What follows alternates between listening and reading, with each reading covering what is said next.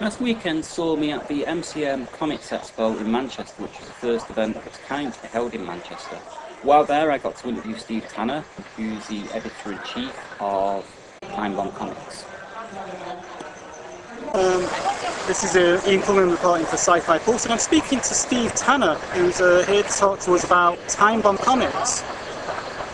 Steve, first of all, how long has Time Bomb Comics been going?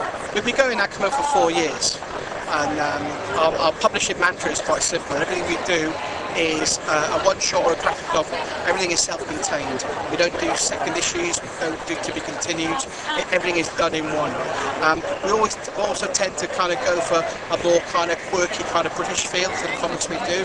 Although we work with international artists and writers as well as homegrown, our stuff always has that British feel to it, which people seem to like and enjoy. I've noticed that. I mean, you've got a lot of interesting different titles. Dick Turpin, for example, very famous highwayman.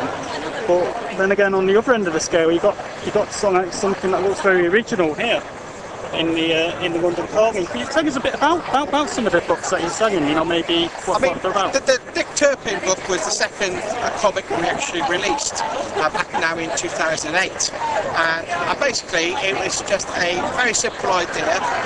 A four-word pitch would be Dick Turpin fighting zombies, and it was as simple as that.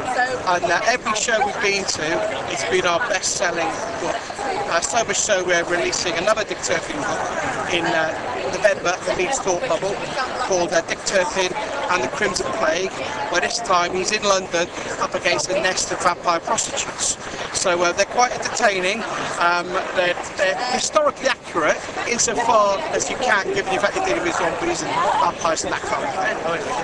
But people seem to really like them. They're quite lots of daring do is how someone described it. And that also kind of describes London Calling, which was our last release, which came out last November, and that was drawn by a guy called Keith Page. And Keith Page, he's worked in British comics for quite some time. He works for DC Thompson. He draws a lot of the Commando titles. So he's drawn a lot of Commando titles over the years, over the last 20, 30 years. But he decided he wanted to do something a bit different than tanks and planes and World War II. So he came up with an idea called London Calling, with an Irish writer called Stephen Walsh, and we published that. And again, that's incredibly British in its approach. It features lots of cameos from famous people from the 50s and 60s. And it's to do with a secret agent called Charlotte Corday, who knows that she's on a very important mission in 1960s London, but she can't remember what that mission is. Yeah, it'll tie back to the French Revolution there, Charlotte Corday, Marisard.